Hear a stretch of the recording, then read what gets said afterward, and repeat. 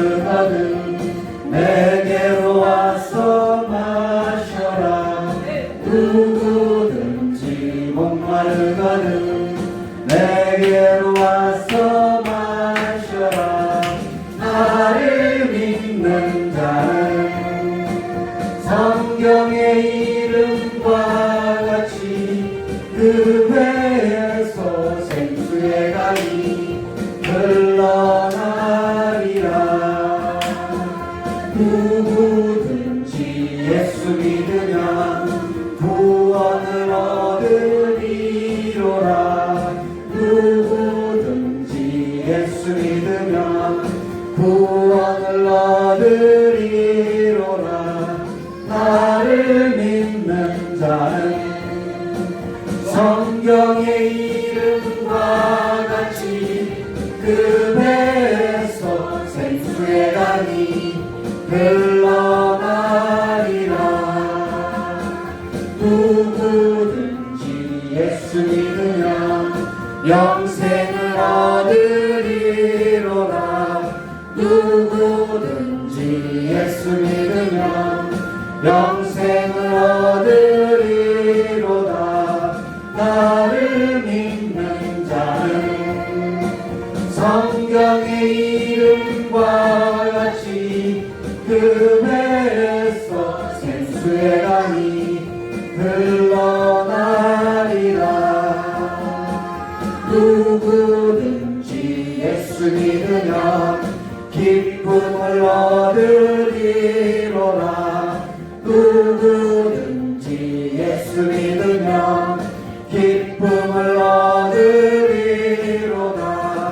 나를 믿는 자는 성경의 이름과 같이 그 배에서 생수의 강이 흘러나리라.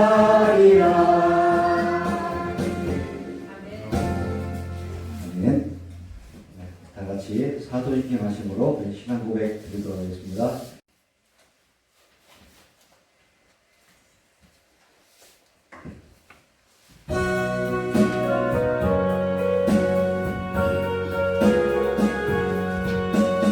너 시험을 당해 죄 짓지 말고 너 용기를 다해 꼭 물리치라.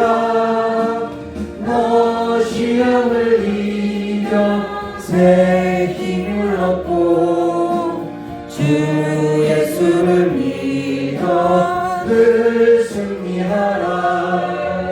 우리 구주의 힘과 그의 위로를 빌라. 주님 내 편에 서서 항상 도우시리. 내 친구를 삼가 잘 선택하고 내 언행을 삼가 늘 조심하라. 너 열심을 다해 늘 충성하고 온 정성을 다해 주 봉사하라. 우리 구주의 힘과 그의 위로를 빌라. 주님 내 편에 서서 항상 도우시리. 잘 이기는 자는 상 받으리니 너 낙심치 말고 늘 전진하라. 내 구세주 예수 힘 주시리니 주 예수를 믿어 늘 승리하라. 우리 구주의 힘과 그의 위로를 빌라. 주님 내 편에 서서 항상 도우시리. 우리 같이 보신 말씀은요, 출애굽기 20장입니다. 출애굽기 20장 12절 한 절 말씀입니다.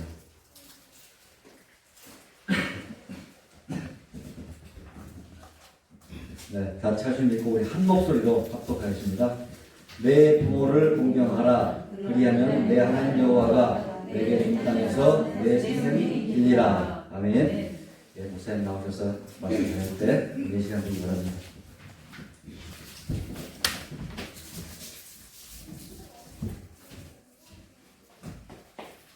자, 기도하도록 하겠습니다.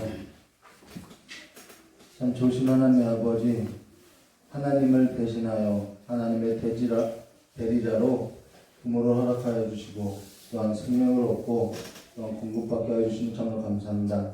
그 부모를 하나님 얼굴 보듯이 살아가고 존경하는 자녀들의 삶이 될 수 있도록 복을 내려주실 간절히 원하오며 배우신 예수님의 이름으로 축복하며 기도드리옵나이다.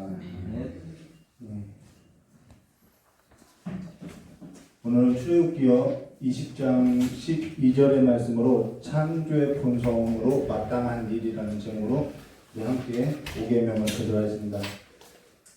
우리나라는 효에 있어서 부모에 관한 그 제사 제도가 있죠. 근데 그걸로 인해서 기독교인은 제사를 드리지 않으니까 효에 관해서 가르치지 않는 줄 세상 사람들은 알지만은 사실 효에 있어서 그 본질적인 그 뿌리는 사실 기독교에 있음을 말해주고 있지요. 그래서 오늘은 좀 그것에 관해서 그 이상으로서 성경이 말하는 바가 무엇인지에 있어서 좀 보도록 하겠습니다. 설교를 쓰려고 하니까요.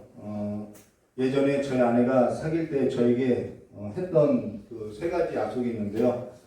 그것이 문득 생각나더라는 거예요. 첫째는 하나님을 사랑하라 라는 것이고요. 둘째는 내 부모를 사랑하라 라는 것이고요. 또 셋째는 자기를 사랑하라는 말을 하지 않을 거니까 바람피지 말라 라는 것, 이 3가지 약속만 지켜달라고 이야기를 했는데요. 그러고 나서 돈을 벌지 못해도 잔소리하지 않을 테니까 이 3가지 약속만은 꼭 지키고 살으라고 이야기한 적이 있었다는 것입니다. 근데 오늘 그 한 가지가 하나님의 그 10마디의 말씀 속에 있는 5번째 계명으로서요, 내 부모를 공경하라라고 이야기하는데요. 사실 그때는 자신있게 사귀는 조건이 이 3가지라고 하면은 명품백도 아닌데 이 3가지라고 하면 내가 자신있게 지킬 수 있겠다라고 하고선 알았다고 했는데요. 사실 그때 자신있게 약속했던 것과 사실 이것을 실천하고 사는 것과는 굉장히 어렵다라는 거예요. 사실 지키지 못하는 부분들이 더 삶 가운데 많이 있고요. 사실 그것을 어떻게 지켜야 하는 것인지도 모르고 살아가면서 또 오늘 5계명에 내 부모를 공경하라고 하는 것에 있어서 저 역시도 모르는 자로서 또 설교하고 있더라는 것이죠. 그래서 오늘은 이 단어적인 의미를 우리가 함께 볼 것인데요. 여기서 자신있게 내 부모를 공경하라고 한 것에 있어서 나는 그렇다라고 말할 수 있는 사람이 있을까? 사실 늘 부족하게 여겨지는 것으로서요. 그렇지 않다라는 것이죠. 그리고 사실 늘 부모를 생각하면은 늘 그립고 막상 또 곁에 있으면은 불편하게 생각하는 것이 또 사람이지요. 사람이 철이 든다는 것은 무엇을 철이 든다라고 이야기하냐면요. 잘 사는 것을 말하는 것이 아니라 부모의 마음을 아는 깊이가 깊어질수록 철이 들었다라고 이야기하죠. 근데 그 부모의 마음을 언제 아느냐? 늘 부모가 안 계실 때 조금씩 알아가다라는 것입니다. 자, 그래서 부모는 자녀가 철이 든 것을 보지 못하고 결국은 이 삶을 마감한다는 것이죠. 그럼 내 부모를 공경하라는 것에 있어서 하나님의 계명 중 1계명부터 4계명은 하나님과 관련된 것이고요. 5계명부터 10계명은 우리가 다 아는 것처럼 사랑과 관련되어 있는데 그 사랑과 관련되어 있는 첫 번째 계명이 뭐냐면은 내 부모를 공경하라는 것입니다. 그만큼 중요하다는 것이죠. 근데 사실 성경은 우리가 생각하는 그 이상을 말하고 있는 것으로서요. 1계명부터 4계명은 이 하나님, 엘로힘이라고 하는 이 하나님과 관련된 단어로 쓰여져 있는데요. 그 밖에 5계명부터 10계명은 이 하나님, 사랑과 관련이기 때문에 이 하나님과 관련되어 있는 단어, 엘로힘이 사실상 쓰여져 있지 않다라는 것입니다. 근데요. 5계명에 해당하는 내 부모를 공경하라는 것은 효의 개념을 넘어서 우리가 생각하고 있는 그 도덕적인 관념을 넘어서요. 하나님의 말씀이고 하나님의 명령인데 제5계명만 하나님과 관련된 단어가 쓰여져 있다는 것입니다. 그만큼 이 내 부모를 공경하라는 것은 하나님의 엄중한 말씀임을 말해주고 있다는 거예요. 근데요, 하나님께서 내 부모를 공경하라고 이렇게 성경을 통하여서 율법으로 제정했다는 것은 사실 그만큼 사회가 뭐하더라면 악한 사회가 되었다는 거예요. 부모를 공경하지 않았기 때문에 법으로밖에는 제도화할 수 없음을 말해주고 있다는 것입니다. 사실 상식이 없을 때는 그 상식이 통하지 않는 사회일수록 뭐가 더 제도화되냐면 법이 제도화된다는 거예요. 상식이 통하지 않기 때문에 법을 만들 수밖에 없는 사회를 갖게 된다는 것이죠. 그러면 그 사회가 어느 정도 악한지 우리가 고대 신화에 있어서 잠깐 언급하면요. 이집트 신화를 언급할 수도 있지만 너무 복잡해요. 그래서 우리가 잘 아는 그리스 신화를 보면요. 땅의 여신 가이아하고 하늘의 남신 우라노스 사이에 12명의 티탄과 외눈박이 키클롭스하고 손이 100개인 헤카톤 케이레스가 났는데요. 이 하늘의 신 우라노스가 외눈박이 키클롭스하고 손이 100개인 헤카톤 케이레스를 미워하더라는 거예요. 이름을 좀 쉽게 졌으면 좋았을 텐데요. 자기 자녀를 미워했다라는 것이죠. 그로 인해서 땅속 깊은 곳에 이 외눈박이하고 손이 100개인 이 신을 어떻게 보면 가두어 놨다라는 것입니다. 사실 이는 땅에 가두었다라는 것은 무엇을 말하냐면요. 땅의 그 여신이 가이아의 그 자궁으로 다시 넣어버렸다라는 거예요. 그래서 그 땅의 여신 가이아가 그 일로 인해서 어떻게 해요? 괴로워했기 때문에 그 땅의 여신 가이아가 12명의 티탄에게 누가 좀 내 아버지를 대신하라고 죽여달라고 이야기를 했다는 것이죠. 그때 그 땅의 신 12명의 티탄 중에 크로노스라는 그 신이 그의 아버지 누구죠? 우라노스를 거세를 하고 처단해왔다는 것입니다. 그러면서 크로노스가 신들 중에 신이 되었고 그도 신들 중에 신이 되고 났을 때에는 12명의 티탄 그 형제들이 있죠. 그 형제들을 무시하고 멸시하더라는 거예요. 이러면서 땅의 신 가이아가 너도 너의 자식으로 인해서 죽게 될 것이라고 너의 아버지와 같이 죽게 될 것이라고 저주를 하여서 그 크로노스는 자기 자녀를 잡아먹고 살았다는 것이죠. 근데 거기에서 살아남은 자녀가 있는데 그가 누구냐면은 제우스 신이라는 것입니다. 그는 그의 아버지가 정말 크로노스가 폭력을 행사하는 것으로서 자기 형제들을 잡아먹는 것으로서 땅의 여신 가이아인 자신의 그 할머니에게 도움을 구하였고 땅의 여신 가이아는 너의 삼촌들과 힘을 합하여서 너의 아버지를 어떻게 하라고? 처단할 것을 이렇게 조언해줬다라는 거예요. 그러고 나서 그는 신들 중에 그 삼촌들하고 힘을 합하여서 이 아버지 크로노스를 처단하였고 그로 인해서 그가 신들 중에 제우스가 신들 중에 신이 되었는데요. 자신의 아버지를 처단하고 나서 그 아버지로부터 얻게 된 능력을 자기 혼자 또 갖는 것이 아니라 그 신들에게 나눠주었던 것으로서 그 신들이 누구냐면 포세이돈이 있고요. 데메테리가 있고요. 그래서 포세이돈은 바다를 따뜻쓰는 명계를 데메테르는 곡물을 주관하는 그러한 능력을 같이 부여했다는 것입니다. 근데 사실 신화라는 것은 우리가 이렇게 들으면은 거짓 아니야? 허구 아니야? 이렇게 들을 수 있죠. 근데 신화라는 것은 거짓이나 허구를 말하는 것이 아니라 제3의 이야기로서 제3의 언어로서 그 시대를 살았던 사람들의 삶을 신화라는 형식을 통하여서 이야기를 해왔다라는 거예요. 그래서 이것은 허구가 아니라 제3의 이야기로 자녀들에게 들려진 이야기라는 것이죠. 아들이 아버지를 거세하고 처단하고요. 아들이 아버지를 죽이고요. 어머니와 결혼하고 이런 말도 안 되는 이야기는 그냥 허구가 아니라 이 시대를 반영하고 있다는 것입니다. 제3의 언어로서 전달되는 이야기라는 거예요. 그와 같이 살아가는 사람들을 가리켜서 뭐라고 이야기하면 영웅이라고 했다는 거예요. 그로 인해서 그 시대가 얼마만큼 타락해 있는지를 우리가 볼 수 있는 거죠. 그로 인해서 내 부모를 공경하라는 것은 그 악한 시대에 그 세상의 풍조를 따라서 살 것이 아니라 하나님의 나라의 질서를 따라서 하나님의 그 창조의 본성을 가지고 살아가야 하는 것으로서 무엇을 말하냐면 신앙의 문제로 갖고 간다는 것입니다. 지금도 천륜을 저버리고 폐륜을 저지르는 이들을 우리가 종종 접하게 됐지요. 이러한 일들이 지금도 일어나고 있는 일이라는 거죠. 가족 안에서 폭력이 말로 다 설명할 수 없을 정도로 이루어지는 것이 있는데요. 예전에 사회적으로 유명한 분이 한 사람이요, 자기 부모를 잔혹하게 살해한 적이 있었다는 것입니다. 근데 그 어떤 기자가 이게 경찰서로 끌려가는 그분에게 인터뷰를 하는데 돈 때문이었습니까? 라고 질문했는데 그 사람이 이런 말을 해요. 꼭 그런 것만은 아니었습니다. 라고 이야기를 하더라는 거예요. 대부분 답변을 안 하는데 그 유망한 사람은 답변을 해주더라는 거죠.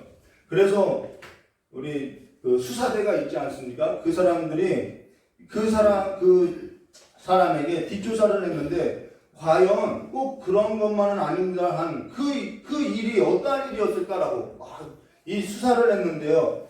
알고 봤더니 그 부모가 그 자녀를 잔혹하게 키웠더라는 거예요. 근데 또 이러한 일들도 있죠. 한 번은 한 남자가 여자친구의 아버지를 살해해 준 것으로서 그 아버지는 상습적으로 자신의 딸을 성폭행하고 살아왔더라는 거예요. 이럴 때 어떤 이들은 이러한 부모를 공경해야 하느냐라고 말을 할 때 뭐 목회자로서도 할 말은 없겠더라는 거예요. 너무나도 이러한 일이 우리 주변에 있지요. 고통을 겪고 있는 시대가 바로 지금 이때인데요. 그렇게 고통을 겪고 있는 자녀가요, 사실 한국 사회는 너무나도 많이 있다는 것입니다. 가정이 깨진 그 가운데서 살아가는 자녀들이 너무나도 많이 있더라는 거예요. 그때마다 그 자녀들은 가끔 이런 말을 하죠. 그러한 부모도 부모로서 대접을 해야 하냐고. 근데 거기에 있어서 저 역시도 대답해 줄 말이 없더라는 거예요. 근데 성경에서 말하고 있는 내 부모를 공경하라고 하는 그 말은요, 그러한 부모의 인격적인 것이나 조건을 두고 한 말이 아니라 부모의 역할을 두고 부모의 자리를 두고 하고 있다는 것입니다. 저도 그 성경에서 말하는 대로밖에는 가르칠 수밖에 없지요. 여기서 내 부모를 공경하라는 그 말은 부모의 역할이, 부모가 가지고 있는 그 위치가 어떠한 위치이기 때문에 우리 보러 공경하라고 말하고 있다는 것입니다. 저는 목회자이기 때문에 성경에서 말하는 가르침을 말하는 자로, 성경에서 말하는 것은 부모의 조건을 따라서 부모를 공경하라, 부모의 인격을 보고 부모를 공경하라 라고 말하는 것이 아니라 하나님을 대신하여서 하나님의 대리자로서 하나님의 동역자로서 자녀를 맡은 자로서 부모라는 것을 그 위치에 두었기 때문에 공경하라고 이야기했다는 것입니다. 어제 저녁에 저희 아내하고 딸하고 걸을 때 좀 아빠의 권위를 좀 인정해달라고 했더니 제 아내가 오빠, 아빠의 권위는 그렇게 만들고 힘주는 것이 아니라 그냥 아빠가 가지고 있는 아빠라고 하는 위치가 그냥 권위 있는 거야 라고 이야기를 해주더라는 거예요. 그래서 그걸 어떻게 알았냐고 하면서 걷는 시간 내내 제 아내와 저희 딸에게 설교를 했더니 산책이 아니라 우리가 무슨 야외 예배를 나온 것처럼 그러한 시간을 보냈는데요. 우리가 생각해볼 뭐냐면요, 부모가 갖는 성경은 위치가 있음을 말해주고 있다는 것입니다. 그러면서 저희 아내는 사실 재미없는 설교를 지금 2번 듣고 앉아있는데요. 어쨌든 성경에서 말하는 부모란 그 위치가 하나님을 대신하는 위치로, 하나님은 부모로 하여금 생명을 가지게 하였고 생명을 나게 하였고 어떤 사람도 자기 스스로 생명을 가지고 나온 사람이 없음을 말해주고 있다는 것입니다. 그러고요, 모든 자녀는 다 자기가 잘나서 잘한 줄 알지만은 모든 자녀는 다 부모의 그늘 아래서 아버지의 그늘과 어머니의 사랑을 먹고 성장했음을 말해주고 있다는 것입니다. 그것이 부모가 갖는 위치지요. 부모가 줬든 싫든 가졌든 못 가졌든 하나님은 그 부모로 하여서 생명을 얻게 하고 부모로 하여서 그 양분을 먹고 자라게 하는 것으로서 하나님은 부모에게 그 대리자의 역할을 맡아놨다라는 것입니다. 그러하다면 부모는 자기 자신에게 있어서 자신이 또한 자녀에게 있어서 하나님을 대리하는 대리자의 위치에 있다는 것을 잊지 말고 좋은 선생이 되어야 할 것을 말해주고 있다는 것이죠. 그러면서 레위기서 19장 1절과 3절에 이렇게 말씀하고 있어요. 여호와께서 모세에게 말씀하여 이르시되 너는 이스라엘 자손의 온 회중에게 말하여 이르라 너희는 거룩하라 이는 나 여호와가 너희 하나님이 거룩함이라 라고 말하고 나서 너희 각 사람은 부모를 뭐하고요? 경외하고 나의 안식일을 지키라 나는 너희의 하나님 여호와라고 두 가지를 언급하는데 하나는 부모를 경외하라 라는 것고 하나는 안식일을 지키라는 것입니다. 여기서 경외라는 것은요,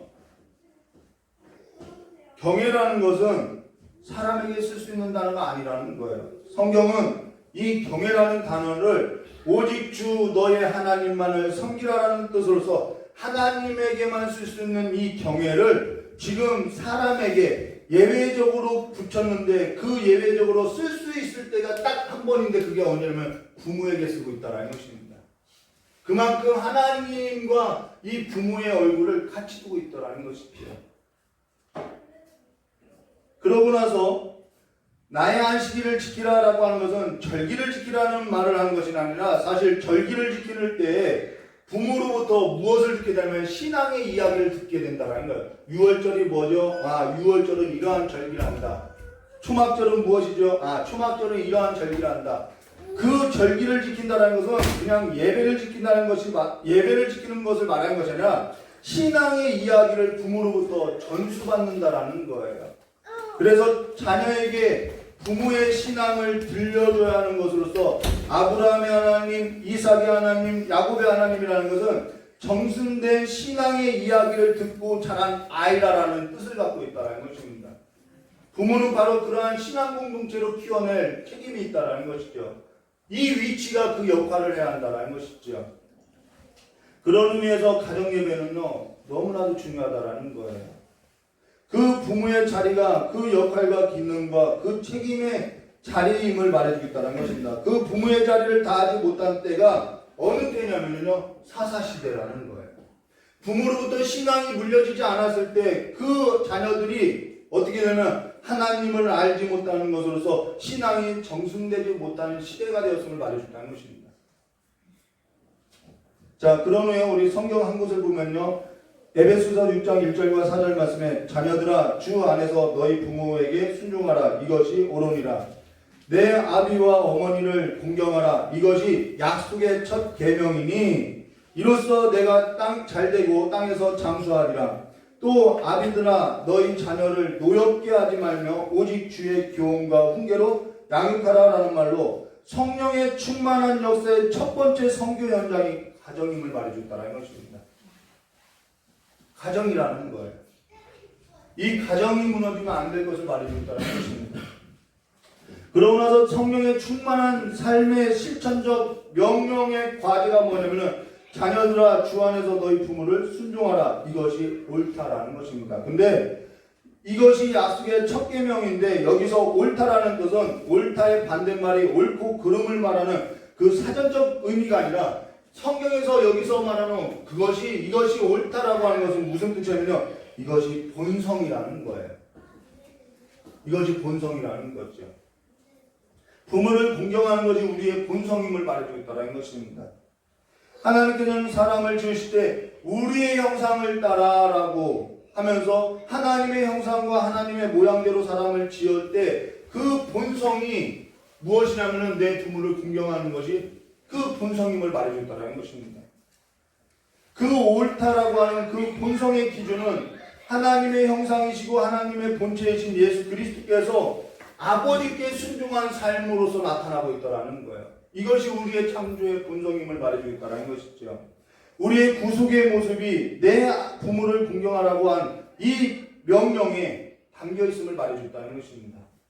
그래서 기독교는요 효의 개념을 더 넘어선다는 거예요. 흔히 말하는 효의 개념보다 큰 개념임을 말해주고 있다는 것이죠.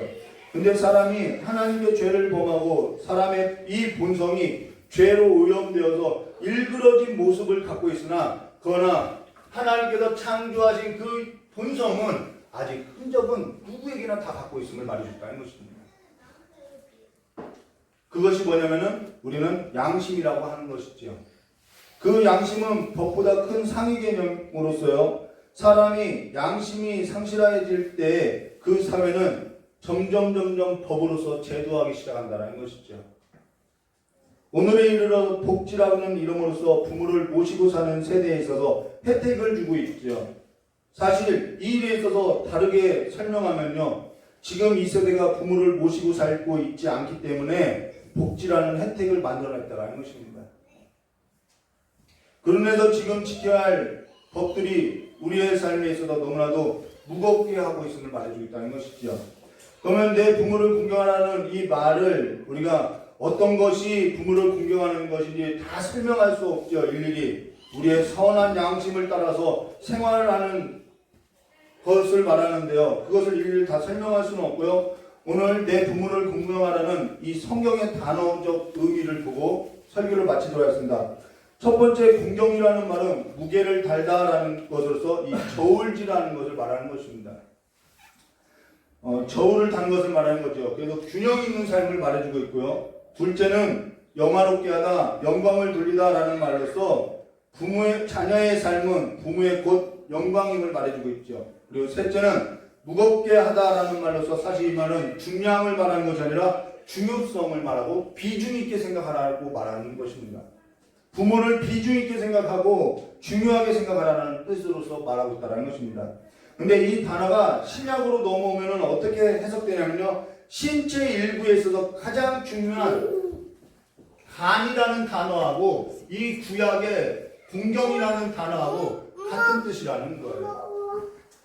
그래서 우리의 신체 일부에 가장 중요한 역할을 하고 있는 간이 무너지면요. 간이 상하면요.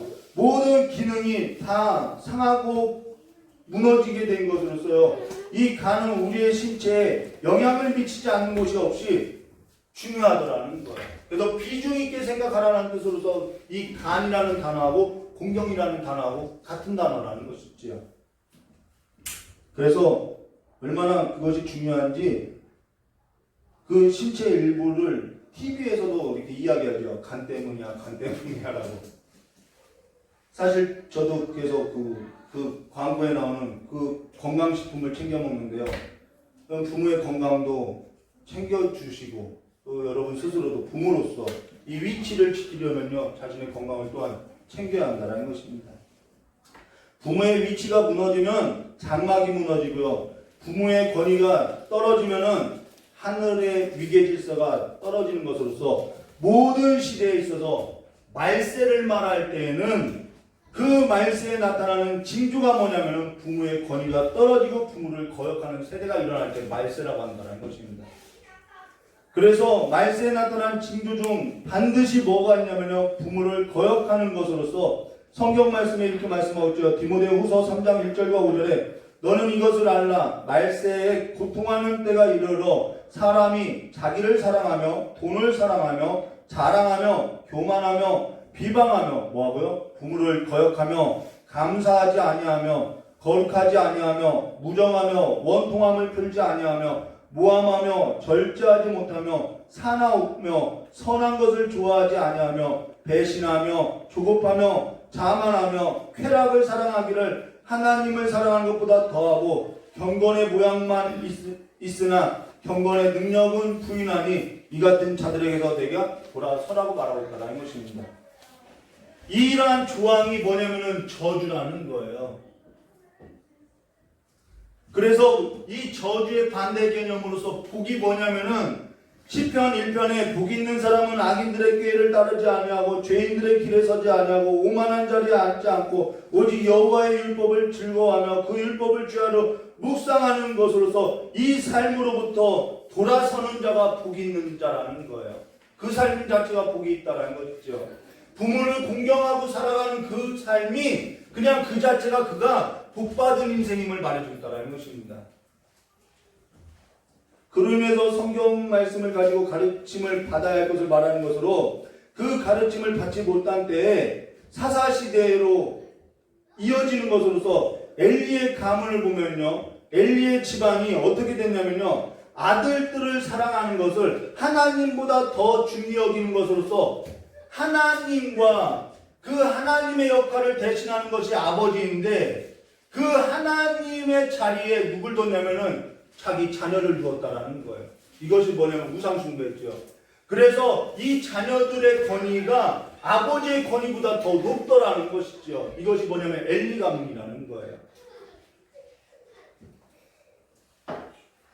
자녀를 대신하고 있는 것으로서 자녀의 자리가 아버지의 권위를 떨어뜨리는 것이 우상숭배라는 것이죠.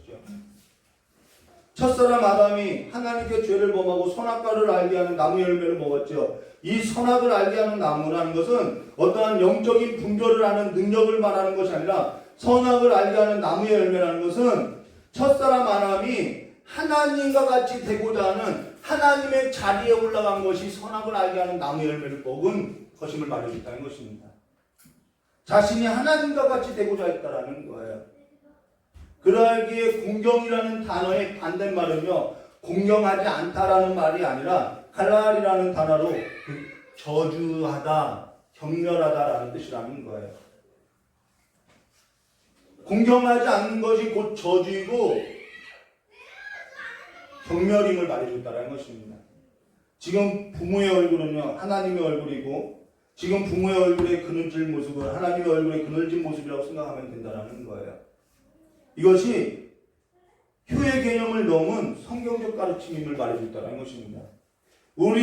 지금 우리의 현 주소를 보면 부모님 세대는 일밖에 몰랐지요. 그래서 자녀들이 일밖에 몰랐다고 하고 일만 하는 그러한 부모라고 하면서 자신들이 먹고 사는 것을 생각하지 않고 자신들이 그로 인해서 양분을 먹게 된 것을 생각지 않고 그 부모를 멸시하더라는 것입니다. 그게 저주받은 상태라는 거예요. 근데 지금 일밖에 몰랐다고 한 그 부모를 저주하는, 멸시하는 그 자녀들이 잘 먹고 사는 것이 진짜 잘 사는 거냐는 거죠. 지금 부모 세대는 일밖에 몰랐던 삶으로 그 부모의 역할을 있어서 그냥 그렇게 살아왔다는 것이죠. 그 부모의 자리가 오늘날에 있어서는 상실되었고 그 상실된 삶은 고스란히 무엇으로 연결되었냐면 부모의 경제적인 상실로 이어져 있음을 말해줬다는 것이죠. 그로 인해서 지금 부모님의 세대는 어디서도 반겨주지 않는 버려진 상태임을 말해주고 있죠. 그래서 홀로 죽는 일들이 우리 사회 가운데 일어나고 있다는 것입니다. 영화 약장수를 보면 진짜 자식은 부모를 떠나서 바쁘게 살면서 쓸데없는 약이나 사지 말라고 잔소리만 하는데 가짜 자식은 약을 팔고자 부모를 이용하고 놀아주고 있다는 것입니다. 과연 어떤 것이 효인지 그 약장수를 보면요, 분별하지를 못하겠다라는 거예요. 근데 부모가 늙고 병들 때 자식의 삶은 늘 가장 바쁘게 살아가는 삶이 있어서 세상으로부터 치이고 살아가는 것이 자녀들의 삶이다라는 거예요. 요즘이 그렇죠. 삶이라는 것이 단물이 없이 쓴물만 마시는 삶으로서 살아가더라는 것이죠. 그래서 우리가 오늘 결론에 이르러서요, 신명기서를 강의할 때도 보았는데요, 우리 신명기서를 보고 마치도록 하겠습니다. 신명기 21장 18절과 23절의 말씀을 보면 패역한 아들이 나와요. 패역한 아들이 나오죠. 그래서 제가 봉독해 드리면요, 사람에게 완악하고 패역한 아들이 있어 그 아버지의 말이나 그 어미의 말에 순종하지 아니하고 부모가 징계하여도 순종하지 아니하거든 그의 부모가 그를 끌고 성문에 이르러 그 성읍 장로에게로 나아가서 그 성읍 장로들에게 말하기를 우리의 이 자식은 완악하고 패역하여 우리의 말을 듣지 아니하고 방탕하여 술에 잠긴 자라 하면 그 성읍의 모든 사람들이 그를 돌로 쳐 죽일지라. 이같이 내가 너희 중에 악을 제하라. 이것이 악인 거예요. 그리하면 온 이스라엘이 듣고 두려워하리라 라고 말씀하죠. 그러고 나서 사람이 만일 죽을 만한 죄를 범하면 패역한 아들의 삶은 무슨 죄예요? 죽을 만한 죄라는 것이죠. 사람이 만일 죽을 죄를 범함으로 내가 그를 죽여 나무 위에 달거든 그 시체를 나무 위에 밤새도록 두지 말고 그날에 장사하여 내 하나님 여호와가 내게 기업으로 주시는 땅을 더럽히지 말라. 나무에 달린 자는 하나님께 저주를 받았다라고 저주에 관한 이야기를 하고 있다는 것입니다. 사람이 완악하여 패역한 아들이 있어서 그의 아버지의 말도 듣지 않고 그의 어머니의 말도 듣지 않고 순종하지 않아야 부모에게 징계를 하여도 순종하지 않으면 그를 성문에 이르러 그 성읍의 장로에게 우리 자식이 완악하고 패역하여 우리 말을 듣지 않고 방탕하고 술에 잠긴 자라고 하면 그 성읍의 모든 사람은 그 자녀를 끌어다가 돌로 쳐서 죽이는 것으로서 그 자녀는 죽을 죄에 해당한다는 것입니다. 이 일이 누가복음 15장 1절, 11절과 32절에 이렇게 말씀하셨죠. 두 아들이 있는데 작은 아들이 아버지에게 유산을 달라고 해요. 아버지는 멀쩡히 살아있는데 아버지에게 유산 달라는 것은 아버지 빨리 죽었으면 좋겠다라는 말이지요. 근데 그 유산을 가져서 먼 나라로 가요. 아버지 가까이서도 살잖아요. 먼 나라로 가서 허랑방탕하게 그 재산을 다 낭비했다라는 것입니다. 이것이 뭐냐면은 패역한 아들의 삶이라는 것이죠. 그 둘째 아들에게 있어서 그 나라가 크게 흉년이 들었더니 그가 말하기를 내 아버지 집에는 양식이 풍족하여 그 품꾼이 또 얼마나 많으냐 하면서 내가 여기서 죽여 죽게 되었다라고 말을 하면서 그 아들의 고백을 보면요 이렇게 말해요. 내가 하늘과 아버지께 죄를 지었으니라는 말로서 하늘과 아버지를 같은 자리에 두고 있더라는 것입니다. 그 후에 그가 일어나 아버지에게 돌아갈 때 아직 거리가 먼데 아버지가 그를 보고 불쌍히 여겨서 달려가 그를 안고 입맞추며 반겨주더라는 것이죠.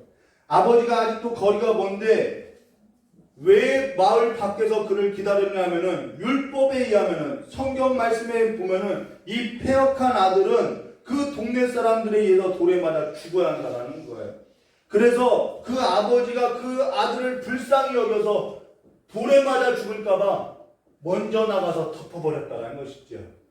이것이 뭐냐면은 아버지의 사랑이고 십자가의 사랑임을 말해줬다는 것입니다. 나무에 달린 자는 하나님께 저주를 받았습니다 라는 것으로서 나무에 달린 저주를 받은 자로 죽어 마땅한 그를 그 아버지의 긍휼과 사랑으로서 살려낸 것으로서 율법의 저주를 받아 죽으신 분이 바로 예수 그리스도로 하나님의 아들로서 하나님 아버지의 마음을 가장 잘 아는 분이 누구냐면 예수 그리스도라는 거예요. 큰아들의 모습은 큰아들은 어떻게 했죠? 아버지의 마음을 몰랐던 거죠. 그래서 저 작은 아들에게 왜 잔치를 베풀어 주냐고 이야기하는 것이죠. 그런데 하나님 아버지의 마음을 가장 잘 알았던 분이 누구냐면 하나님의 아들 예수 그리스도라는 것입니다. 그래서 그분이 아버지의 사랑을 뭐였냐면 실천하고 순종했다라는 거예요. 그 십자가의 피로 우리를 덮었던 것으로서 우리가 죽지 않고 우리가 저주 가운데 있는데 우리가 죽지 않고 지금 살아있음을 말해주었다는 것이죠. 그래서 이 다섯 번째 계명은 하나님의 구속의 사랑이 있음을 말해줬다는 것입니다. 하나님의 아들 예수는 가장 큰 순종을 한 것으로서 불효라는 것은 성경에서 불효의 개념은요 무엇을 불효라고 하냐면요 아버지의 마음, 부모님의 마음보다 작은 영혼을 갖고 살아가는 것이 불효라는 거예요. 그 삶을 보여준 것이 누구냐면 큰아들이라는 것입니다. 아버지의 마음보다 작은 영혼을 갖고 살아가는 것으로서 왜 내게 있는 것을 그 작은 아들에게 왜 손실을 내 재산에 있어서 손실을 가져다 주냐고 그 작은 아들을 정죄했던 것이 큰아들인 것이죠. 근데 아버지의 마음은 그 작은 아들이 돌아오기를 기다렸다는 것입니다. 그리고 돌에 맞아 죽을까봐 율법의 저주로 죽을까봐 그 아들을 덮어준 십자가의 사랑이 바로 아버지의 마음이고 그 하나님의 아들이 이를 순종하고 실천했음을 말해줬다는 것이죠. 그래서 가장 효자는 누구예요? 예수 그리스도이죠. 그 예수 그리스도의 마음이 우리 안에 있다면 우리 또한 작은 영으로서 살아서는 안 된다는 것을 말해줬다는 것입니다. 예수는 하나님의 아버지의 마음보다 큰 영을 가진 큰 영혼을 가진 삶으로 하나님 아버지께 순종하는 삶을 나타내 보였다라는 거예요. 그렇기 때문에 우리도 부모의 마음보다 더 큰 영혼을 가진 삶으로서 하나님과 아버지 앞에 공경하는 삶을 살아야 할 것을 가르치고 있음을 말해줬다는 것입니다. 이것이 기독교의 가르침이라는 거예요. 사실 저는 시골에 홀로 계신 어머니를 뵈러 매주 시골을 가는데요. 한 번도 제 아내가 불평하지 않았어요. 그래서 늘 고맙고요. 또 다른 데 놀러 가고 싶다고 하는 그 딸이 항상 저에게 있어서 져줘요. 그래서 묵묵히 늘 따라가는 것이 또 고맙더라는 거예요. 근데 사실 아직도 경제적으로 자립하지 못해서 용돈을 받아 쓰고 있는데요. 늘 기도하는 것이 뭐냐면은 하나님, 언제까지 내가 이와 같이 내 집을 얻지 못하고 살아합니까? 내 부모를 공경할 수 있는 삶으로서 저를 도와달라고 기도한다는 것입니다.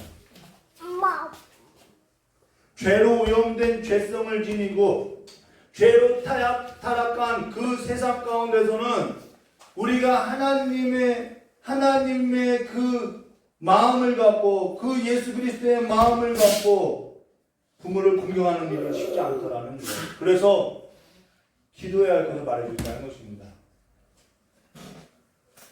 부모의 자리를 다 마치고 갈 수 있게, 그리고 자녀를 위해서는 뭐라고 이야기하냐면은, 뭘 기도하냐면요, 제가 부모의 자리를 다 마치고 주님의 얼굴을 뵐 수 있게 도와달라고 기도한다는 거예요. 그 일을 하기에 있어서 경제적으로 부족하지 않게 해달라고, 그 필요를 채워달라고 기도한다는 것입니다. 요즘에 자녀 키우는 것 어렵죠. 또 자녀가 부모를 공경하는 일이 어렵죠. 그 일에 있어서 기도하시기를 주님의 이름으로 축원합니다. 은혜 받아야만 이 일이 우리의 삶 가운데 이루어질 수 있다는 거예요. 부모님이 이 세상 사람이 아닌 경우는 남편을 위해서 기도하시기를 주님의 이름으로 축원합니다. 집안의 가정은 남편이라는 거예요. 저는 여성의 인권을 뭐라고 이야기하는 것이 아니라, 아직도 여성의 인권은 더 높아져야 하고 더 같이 있어져야 하는 것에 저는 동의를 해요. 그러나 그렇다고 하여서 이 사회가 남편의 권위를 아내가 대신하고 자녀를 그 아버지의 자리에 두고 우상화하는 것은 저는 절대 동의할 수 없다는 거예요. 저와 여러분의 가정이 하나님의 나라로 온전한 모습으로 이루어져서 정말 내 부모를 공경하라고 한 이 하나님의 나라의 질서가 저와 여러분의 가정 가운데 이루어지기를 기도하는, 하나님의 가정을 이루시는 거룩한 백성이 되시기를, 이 삶이 거룩의 조건이었다라는 것입니다. 거룩한 삶이 되시기를 주님의 이름으로 축원합니다. 다섯 번째 계명은요, 부모의 조건이나 인격을 두고 다루는 문제가 아니라 우리에게 주어진 하나님의 나라에 관한 신앙의 문제로서 잘 사는 삶에 관한 신앙의 기준을 이렇게 내 부모를 공경하라고 말하고 있다는 것입니다. 그 신앙의 기준으로 기도로서 실천해 나가시기를, 삶의 작은 삶에 있어서 부모의 마음보다는 큰 영혼을 갖고 살아가는 삶이 되시기를 주님의 이름으로 축복합니다. 같이 기도하도록 하겠습니다. 참 좋으신 하나님의 아버지, 우리 귀한 성도님들에게 있어서 내 부모를 공경하라고 한 이 삶의 실천적 그 영혼이 될 수 있도록 예수의 영을 부어주시었고, 아들의 믿음을 부어주시었고, 부모를 공경할 수 있는 삶의 여건을 주님께서 공급하여 주셔서 참으로 이 땅 안에서도 부모를 공경하는 온전한 가정으로서 설 수 있도록 자녀들에게 삶 가운데도 복을 내려주시었고, 또한 부모의 삶에 있어서도 그 자리를 다할 수 있는 지혜와 책임을, 또한 모든 삶의 그 부름함을 주님께서 채워주시고 공급하여 주시길 간절히 원하오며 기도하신 예수님의 이름으로 기도드리옵나이다. 우리 찬송가 한 장 부르신 후에 기도로 마치도록 하겠습니다.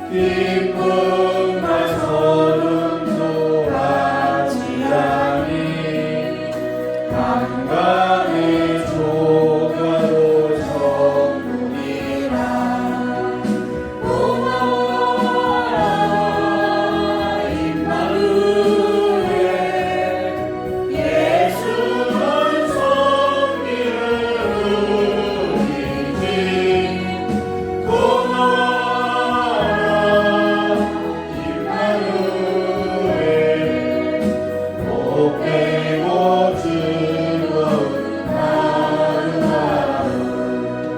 아침과 저녁에 수고하여 다같이 일하는 온 식구가 한 상에 둘러서 먹고 마셔 여기가 우리의 낙원이라 고마워라 임마누엘 예수만 섬기는 우리 집 고마워라 임마누엘 복되고 즐거운 하루하루 이 시간에 내 부모를 공경하라고 한 이 삶을 살아낼 수 있는 지혜와 능력을 달라고 기도하시고요. 경제적인 능력이 있고 마음이 있어도요. 보니까요. 경제적으로 실력이 안 되면요. 못하더라는 거예요.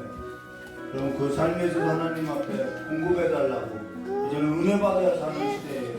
공급해달라고 기도하시기를 이 말씀이 하늘에서 이루어졌사오니 우리의 삶 가운데도 복으로서 이루어지게 해달라고 그 자녀들이 내 자녀들이 또한 부모를 공경하고 살아가는 삶이 될 수 있도록 기도하시기를 주님의 이름으로 축원합니다.